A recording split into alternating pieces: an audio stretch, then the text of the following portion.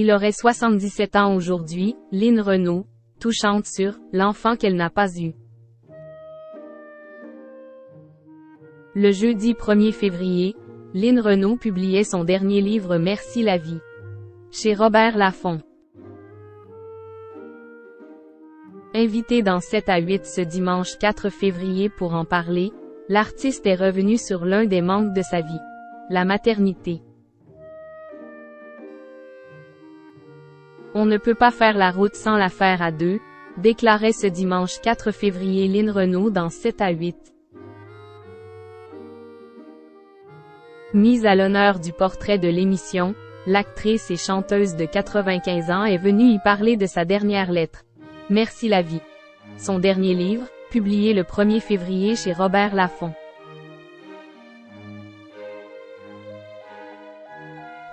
Publication surprise, l'ouvrage est dédié à ses fans, qui l'ont toujours soutenu, et qui, elle l'espère, seront toujours à ses côtés après son décès. Amour, vie familiale, succès. Lynn Renaud n'a rien caché face à Aurélie Crespo-Mara ce dimanche, évoquant même sa vie personnelle et le couple qu'elle formait avec Louis Gasté, qu'elle épouse en 1950. Ayant fait la route à deux, tantôt avec sa mère et tantôt avec Loulou, Lynn Renaud ne l'a cependant pas faite avec un enfant. Un regret, comme elle l'expliquait à Gala en juillet 2023. Car si, pour elle, l'amour est la plus grande aventure de la vie, elle ne sera malheureusement jamais mère, car Loulou ne voulait pas d'enfant.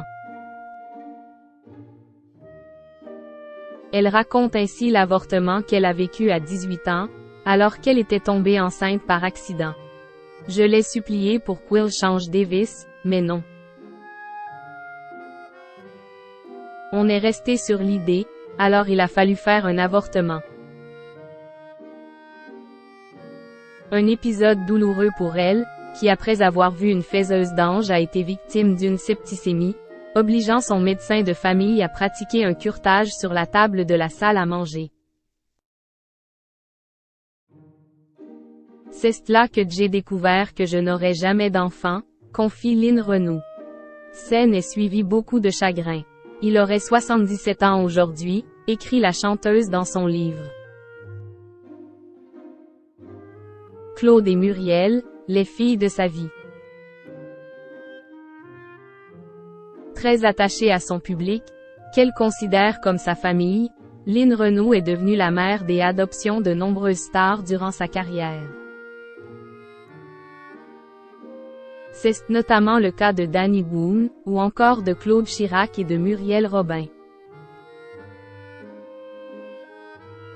Elle parle d'ailleurs de ces dernières dans ses mémoires, expliquant les considérer comme ses propres filles. Muriel Robin a ainsi décidé de s'installer non loin de la Jonchère, la demeure de Lynn et Loulou, au cas où il arriverait quelque chose à sa mère des adoptions, explique Lynn Renaud dans 7 à 8.